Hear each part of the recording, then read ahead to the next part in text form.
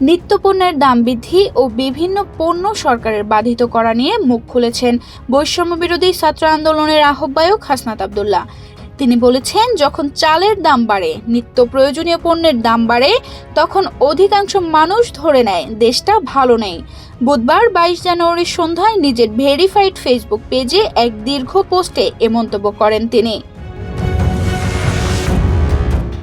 দেশের অধিকাংশ মানুষ সহজ সরল জীবনযাপনে অভ্যস্ত। একথা উল্লেখ করে বৈষম্য বিরোধী আন্দোলনের অন্যতম এই নেতা বলেন, দেশটা কেমন আছে সেটাও তারা বোঝার চেষ্টা করে সহজ হিসাব নিকাশের মাধ্যমে।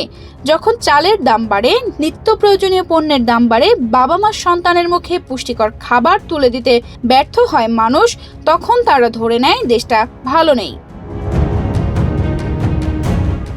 লুটপাটের অর্থনীতি জারি রেখে দেশের বিপুল পরিমাণ অর্থ বিদেশে পাচার করেছে ফ্যাসিজমের দোসররা। এ তথ্য তুলে ধরে পোস্টে আরও বলা হয়েছে, রাষ্ট্রীয় প্রকল্পগুলো থেকে জনগণের কোটি কোটি টাকা আত্মসাৎ করে আমাদের অর্থনীতিকে পঙ্গু করেছে। চাঁদাবাজির অত্যাচারে অতিষ্ঠ হয়ে অনেক তরুণ উদ্যোক্তা ব্যবসা করতে পারেনি, কিন্তু বিগত স্বৈরাচার আমাদের বলতে দিত না।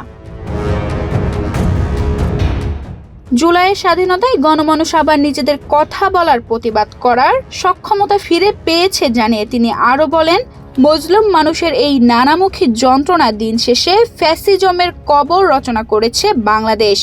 এদেশের মানুষকে দমন, নিপীড়ন, অত্যাচার করে শাসন করা অসম্ভব। আজ হোক বা কাল আমরা প্রতিবাদ করবই।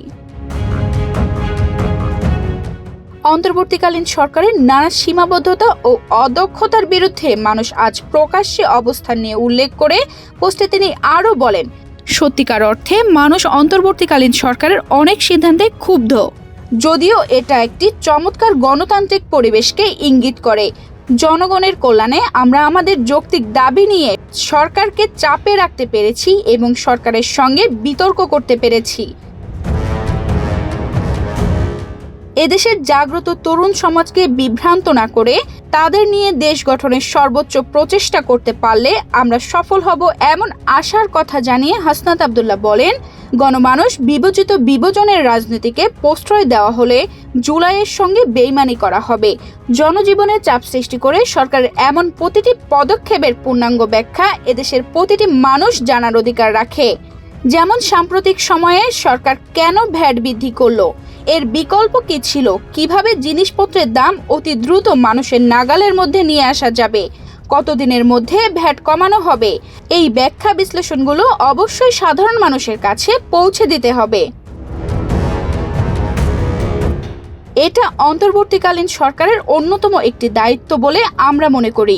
এটি নিয়ে ন্যূনতম গড়িমসি করার অর্থ হলো আগামীর বাংলাদেশ নিয়ে গণমানুষের স্বপ্ন এবং অন্তর্বর্তীকালীন সরকারের অস্তিত্বকে বিপন্ন করা। তানজিদা রহমান ইনায়া, বাংলাদেশ প্রতিদিন।